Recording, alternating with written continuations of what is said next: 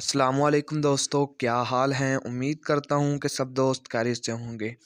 Nadeem voice channel میں خوش آمدید۔ بابا فرید رحمۃ اللہ علیہ ایک مرتبہ دیپال پور تشریف لے گئے، اور دیپال پور میں ایک جوگی تھا جو اپنے فن میں ماہر تھا۔ اس نے یہ ارادہ کر رکھا تھا کہ جب کسی کامل درویش کی اس پر نظر پڑی اور اس کے کانوں کے مندرے گر گئے تو وہ ان کا مرید ہو جائے گا اور اسلام قبول کر لے گا۔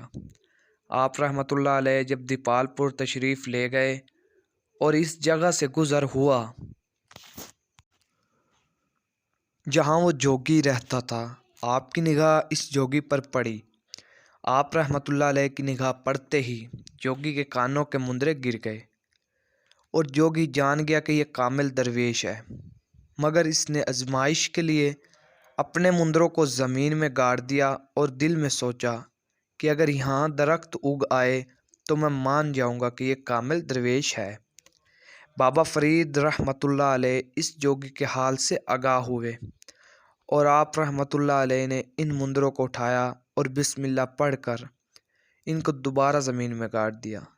اللہ کے حکم سے زمین سے درخت اگایا، اور وہ جوگی آپ کی کرامت دیکھ کر مسلمان ہو گیا، اور بابا فرید رحمۃ اللہ علیہ کے دست حق پر بیعت کر کے آپ رحمۃ اللہ علیہ کا مرید ہو گیا۔ مزید ویڈیو کے لیے میرے چینل کو سبسکرائب کریں۔ ویڈیو اچھی لگی ہو تو لائک کریں۔